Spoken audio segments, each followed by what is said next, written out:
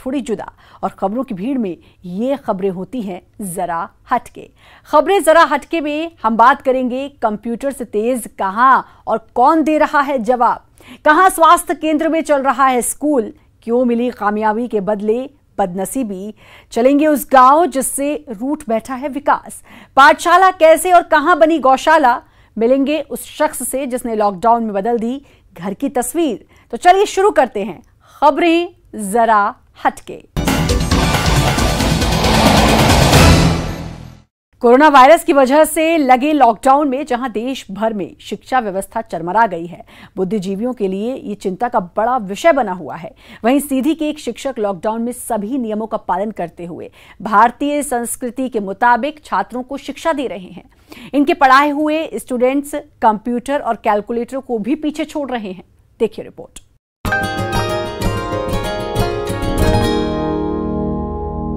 सीधी के एक coaching centre में संस्कृत के श्लोक और गुरु मंत्र के उच्चारण से शुरू हुई इन छात्रों की पढ़ाई अब कंप्यूटर और कैलकुलेटर को भी फेल कर रही है। कोचिंग संस्थान के बच्चे जितना तेज हर सवालों का जवाब दे सकते हैं, उतना तेज कंप्यूटर और कैलकुलेटर भी नहीं दे सकता। सवाल चाहे गणित का हो या इतिहास का, सबका जवाब बच्चे पलक झपकते ही दे देते हैं। 74, 36, 25, 89, 47, 25. Answer. 296 is right answer. 22, 55, 22 minus 55. Answer. 44. 55 plus 44 minus 22. Answer. 77. 77 is right answer. यहाँ छात्रों को दी जाने वाली शिक्षा मेंटल मैथ पद्धति की शिक्षा कहलाती है। छात्रों को शिक्षा दे रहे विजय सिंह पहले अमेरिका की नौकरी छोड़ अपने गांव में पिछले 3 साल से सेंटर चला रहे हैं, जहां कई देशों की शिक्षा की पद्धति से बच्चों को पढ़ाया जा रहा है। गणित का चाहे कैसा भी सवाल हो 10 सेकंड में हाजिर हो जाता है जवाब। यही नहीं, अगर आप अपनी डेट ऑफ बर्थ बताएंगे तो बच्चे तत्काल ही उस डेट में क्या दिन था, यानी आप किस दिन पैदा हुए थे, ये भी बता देंगे। ये कह रहे हैं कि सेकंड कितने होंगे, तो आप बता सकते हैं कि 47 दिन में कितने सेकंड होंगे?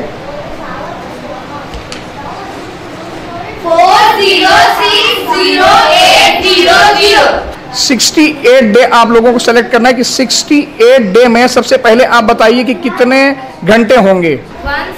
1632। बहुत जल्दी बताया करो, सेकंडों में अंदर। Very good, 1632। ये सब सुनने और देखने के बाद लोग भी इसे अजूबा मानते हैं, लेकिन शिक्षक विजय सिंह का मानना है कि ये कोई अजूबा नहीं बल्कि वैदिक गणित का कमाल है। कोई अजूबा नहीं है, हमारे यहाँ की मैथ है, वैदिक मैथ है हमारे यहाँ की, और हम तो उसमें जो है तो एक रेत के कण के बराबर है। अभी भी इस क्षेत्र में बहुत बड़े बड़े मैथमेटिशियन हैं और मैं तो उनके पैरों की धूल भी नहीं हूँ। तो ये हमारे यहाँ की मैथ है और ये आर्यभट्ट की धरती है सर।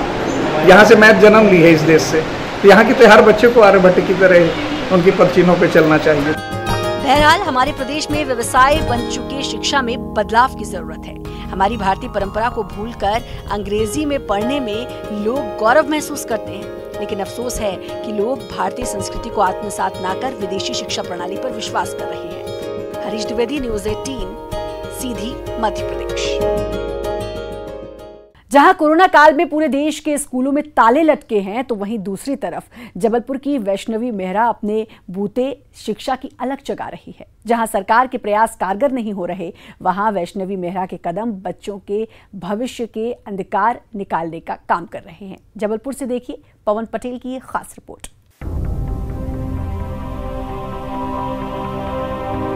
कोरोना काल में जब पूरे देश के स्कूलों में ताले लटक रहे हैं, वहीं जबलपुर से आई ये तस्वीर सबको चौंकाने वाली है। यहाँ के एक सुदूर, पिछड़े और आदिवासी इलाके में रोजाना एक ओपन स्कूल लगता है, जहाँ बाकायदा मास्क पहनकर और सोशल डिस्टेंसिंग का पालन करते हुए कक्षा 1 से 9वीं तक के बच्चे पढ़ने आते हैं। ये स्कूल कोई टीचर नहीं चला रहा, बल्कि गाँव की ही एक बिटिया चलाती है, जिसने हाल ही में 12वीं की परीक्षा पास की है। वैष्णवी मेहरा नाम की इस लड़की ने प्रधानमंत्री मोदी की अपील पर आपदा में अवसर खोजा, लेकिन अपने लिए नहीं बल्कि गांव के उन छोटे छोटे बच्चों के लिए जिनकी पढ़ाई का नुकसान हो रहा था। कौन सी क्लास तक के बच्चे आते हैं? यहाँ नर्सरी से 9th क्लास तक के बच्चे आते हैं। ये मई से हम लोग पढ़ा रहे हैं। कोरोना वायरस के वजह से स्कूल लग नहीं रहे हैं अभी, और सारे बच्चे बाहर घूमते रहते हैं, तो हम लोगों ने सोचा कि क्यों ना कोचिंग लगाई जाए, जिससे सारे बच्चे जो हैं जो घूमते हैं वो पढ़ सकें, और स्कूल बंद है तो वैसे भी वो नहीं पढ़ सकते। और फिर हम लोगों ने इनको पढ़ाना स्टार्ट किया यहाँ पे। आप कहाँ पढ़ने जाते थे और अभी कहाँ पढ़ने आ रहे हो, बताओ? हम जाते थे स्कूल, अब कोचिंग पढ़ने जा रहे हैं। क्या क्या पढ़ते हो यहाँ? गिनती पढ़ लेते हैं। हाँ। और दुनिया। हाँ। ABCD। हाँ। और अनार, आम के और खरी। जबलपुर के सुदूर इलाके बरखेड़ा के उप स्वास्थ्य केंद्र की ओर जाते इन बच्चों को देखकर कोई भी ये सोचेगा कि ये बच्चे इलाज के लिए जा रहे हैं, लेकिन ऐसा नहीं है। आपको जानकर हैरानी होगी कि कोरोना काल में जब स्कूल बंद है तो इन बच्चों के लिए उप स्वास्थ्य केंद्र में ओपन स्कूल खुला है। जबलपुर जिला मुख्यालय से 35 किलोमीटर दूर बरखेड़ा गांव के इस अनोखे स्कूल में वैष्णवी की पहल की हर तरफ चर्चा हो रही है। हमारे गांव में सभी जितने भी लोग हैं मजदूर तबके के लोग रह रहे हैं और मजदूरी करते हैं। अब चूंकि ये कोरोना काल में ऑनलाइन शासन ने जो ऑनलाइन पढ़ाई का सिस्टम चालू किया है, तो ज़रूरी नहीं है कि हर बच्चे के पास, हर गरीब के पास मोबाइल हो जिससे वो उसका उपयोग कर सके। तो उस बच्ची ने जो ये मतलब इसके विरुद्ध जो बैठ के पढ़ा रही है, वो उसका बहुत अच्छा कार्य है और उससे बड़ी खुशी होती है। और सारे बच्चे हमारे गाँव के जो मजदूरों के बच्चे हैं वो शिक्षित हो रहे हैं। हम लोग का घर नहीं है, छोटा घर है, इन लोग को बैठाने के लिए जगह नहीं हो पाती है, तो उप स्वास्थ्य केंद्र में हम लोग 1 बजे बंद हो जाता है, तो उसके बाद ही सारे बच्चे यहाँ आते हैं और बैठ के पढ़ते हैं। हम लोग यहाँ पढ़ाते हैं। बच्चों को पढ़ाते हो, कैसा लगता है आपको? पढ़ाते हैं, अच्छा लगता है, सभी बच्चे पढ़ते हैं। देश कोरोना संकट काल से जूझ रहा है। देश की तमाम व्यवस्थाएं पटरी से उतर गई हैं, लेकिन सबसे ज्यादा नुकसान देश की शिक्षा व्यवस्था को हुआ है। अनलॉक के बाद से अब तक स्कूल नहीं खुल पाए हैं और आने वाले कितने दिनों तक नहीं खुलेंगे ये तय नहीं। शिक्षा व्यवस्था को पटरी पर लाने के लिए सरकार के प्रयास भले ही नाकाफी साबित हो रहे हों, लेकिन स्कूली बच्चों को भविष्य के अंधकार से निकालने में लगी वैष्णवी की पहल वाकई प्रेरणा देने वाली है। शुरू में 2-3 बच्चों के साथ शुरू हुआ वैष्णवी का ये ओपन स्कूल कक्षा 1 से 9वीं तक के 15 बच्चों की संख्या तक पहुंच गया है। पवन पटेल, न्यूज़ 18, जबलपुर।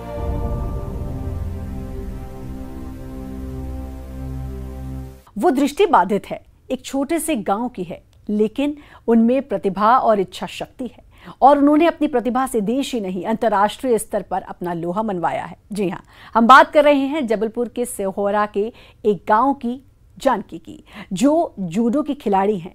आप देखिए रिपोर्ट। जापानी मार्शल आर्ट जूडो के दांव पेच सिखाती जिस लड़की को आप देख रहे हैं, वो कोई सामान्य लड़की नहीं है। वह एक अंतर्राष्ट्रीय पहचान की पैरा जूडो खिलाड़ी है। नाम है जानकी। जानकी बचपन से दृष्टि बाधित है।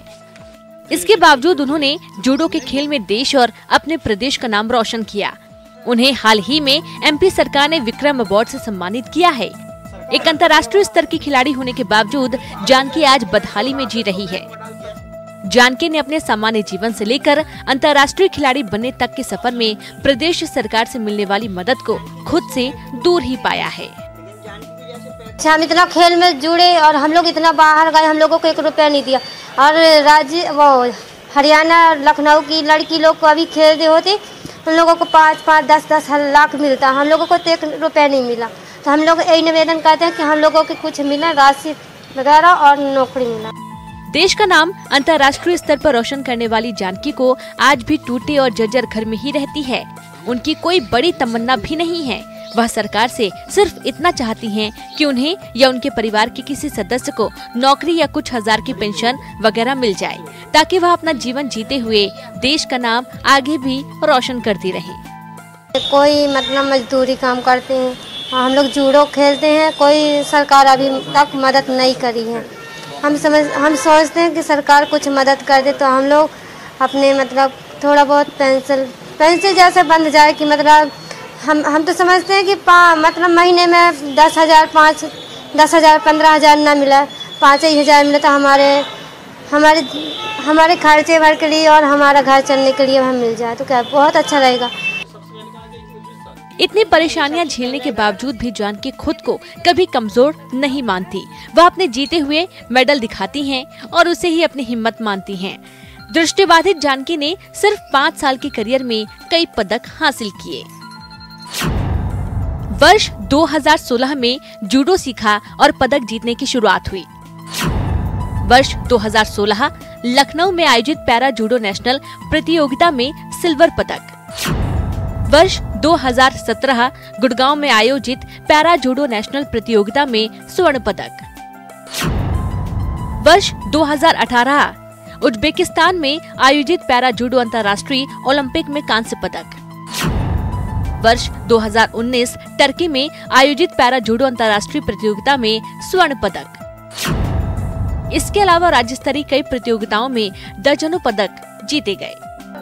जानकी के दर्द से विक्रम अवार्ड से सम्मानित तीरंदाज मुस्कान भी दुखी हैं।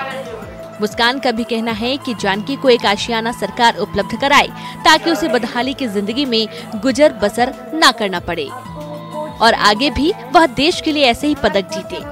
हमारी जो साथी है जानकी बाई को, जिन्हें विक्रम अवार्ड मिल रहा है, तो उनकी आर्थिक स्थिति ठीक नहीं है। जैसा कि उन्होंने पैरालंपिक में कांस्य मेडल जीता, उनको सम्मानित किया, फिर उसके बाद सब उनको भूल गए। तो मैं सरकार से यही अपील करना चाहूँगी कि जानकी देवी को स्टेट गवर्नमेंट नौकरी दी जाए और उनकी आर्थिक स्थिति सुधारी जाए। जानकी के दर्द को समझते हुए जबलपुर के संभागीय कमिश्नर महेश चंद्र चौधरी ने आर्थिक मदद के साथ ही घर और दूसरी चीजों के लिए राज्य सरकार को प्रस्ताव भेजने की बात कही।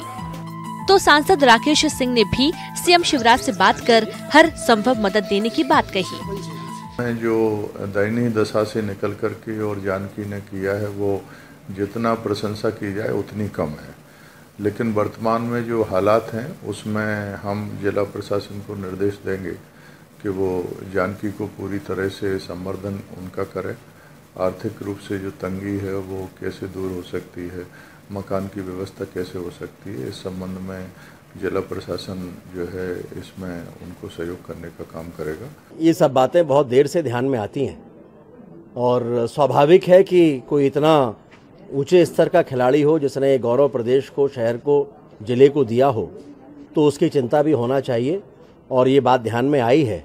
मैं उसके संदर्भ में माननीय मुख्यमंत्री जी से और जो भी आवश्यक चर्चाएं होंगी वो करके उनकी समस्याओं का निराकरण हम करेंगे। जानकी के दांव पेंच के आगे कई देशों के खिलाड़ी नतमस्तक हो चुके हैं, लेकिन वह आज खुद दूसरों के सामने झुकने को मजबूर हैं। बहरहाल अब एक उम्मीद जगी है कि शासन प्रशासन के हाथ जानकी तक पहुंचेंगे और वह सिर उठाकर जी सकेंगी। पवन पटेल, न्यूज़ 18, जबलपुर।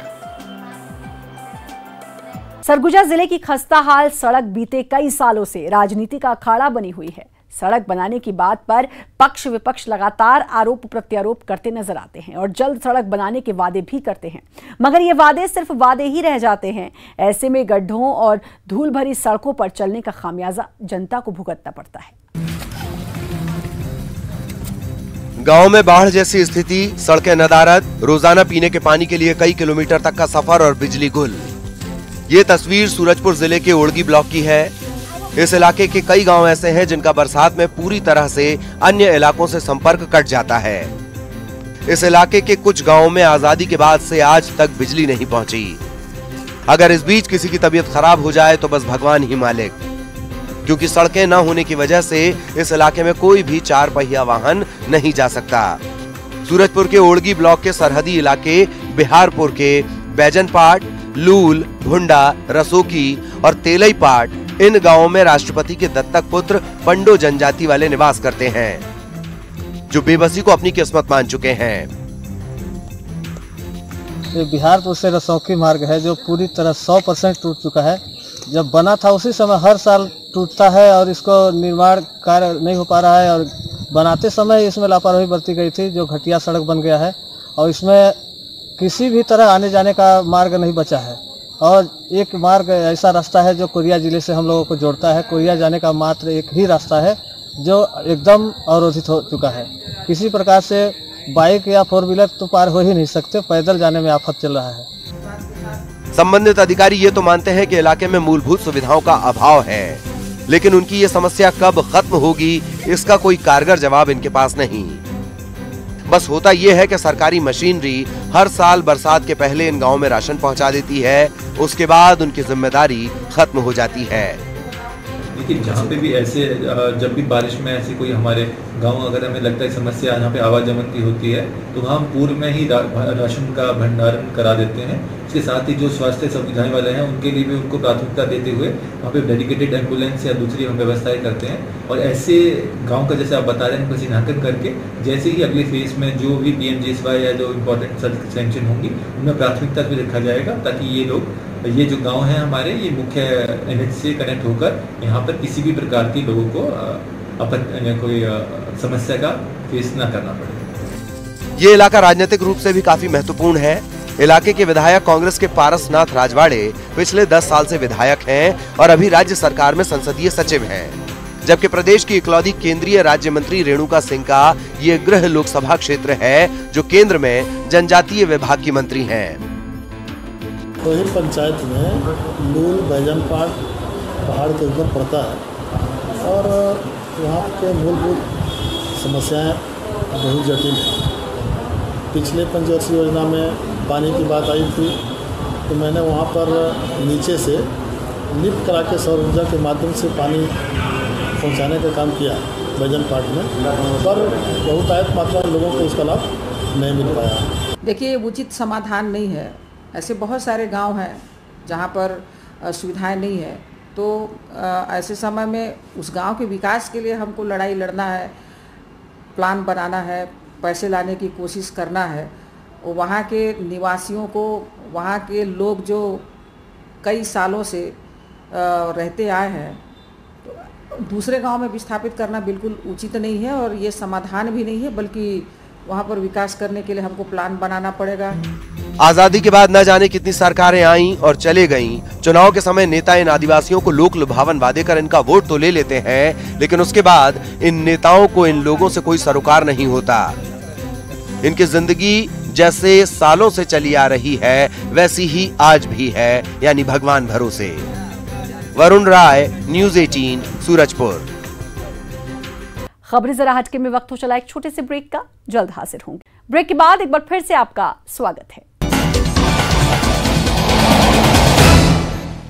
जो भवन बच्चों का भविष्य बनाने के लिए बनाया गया था, वहां आज जानवर बसेरा कर रहे हैं। जहां दिव्यांग बच्चों का भविष्य गढ़ना था, वो इमारत अब मवेशियों का तबेला बन गई है।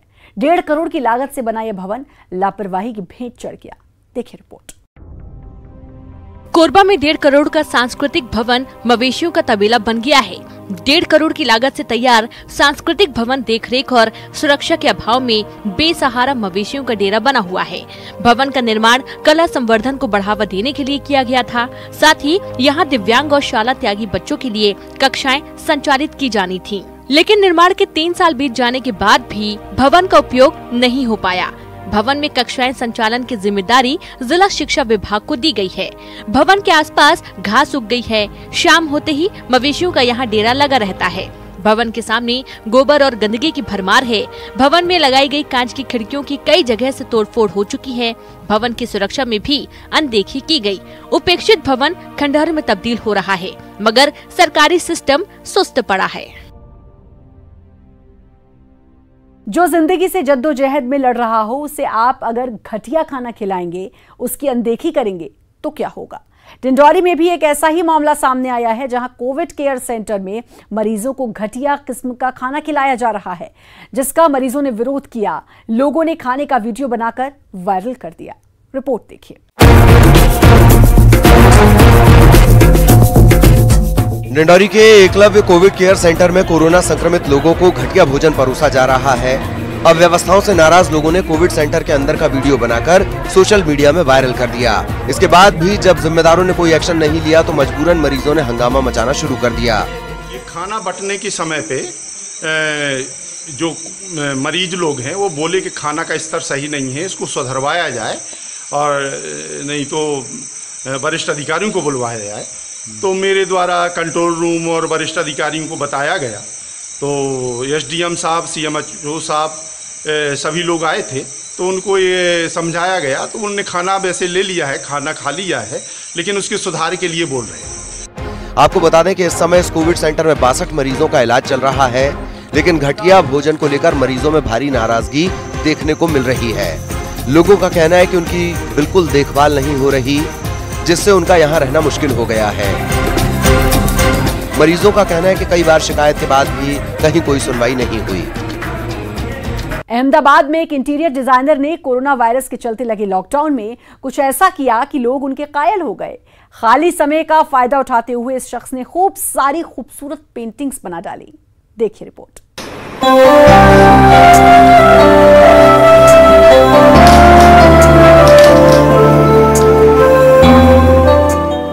इनसे मिलिए, इनका नाम कुलीन पटेल है,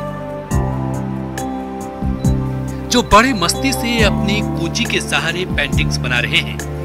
कैनवास पर तस्वीर बनाना इनका शौक जरूर है, लेकिन पेशा नहीं। पेशे से ये इंटीरियर डिजाइनर है, लेकिन कोरोना वायरस के चलते लगे लॉकडाउन में इनका काम बंद हो गया था। खाली समय में कुलीन ने अपने मन के काम पेंटिंग्स बनाना शुरू कर दिया और देखते देखते इतनी खूबसूरत तस्वीर बना डाली कि लोग दंग रह गए। मेरे दोस्त वगैरह क्या करते थे, टीवी देखते थे, रेडियो सुनते थे, किताबें पढ़ते थे, ऐसे टाइम पास करते थे। लेकिन मेरे मन में यह आया कि मुझे कोई क्रिएटिव चीज़ करना चाहिए, जैसे पेंटिंग है, जैसे पोएट है, ऐसे कुछ ना कुछ नया नया करना चाहिए। तो मैंने सोचा कि मेरे कलर्स मेरे घर में थे, कैनवास थे, सब थे। तो मैंने ये टाइम को मैंने पूरा दिन आर्ट करने में लगाया, एब्स्ट्रैक्ट पेंटिंग किया। लॉकडाउन के दौरान कुलीन के घर में तस्वीर बनाने का जुगाड़ नहीं था, तब उन्होंने घर की बेकार पड़े चीजों पर ही पेंटिंग्स बना डाली। इन्होंने एक नहीं 300 से ज्यादा चित्र अपनी कूची से उकेर दिया। मैंने कब से कम 301 पेंटिंग पेपर पर बनाए। फिर नॉर्मल बॉक्सेस है, बॉटल्स के रेप्स है, उसके कार्टून्स जो होते हैं हम फेंक देते हैं, वैसे 25-30 उन पे भी बनाए।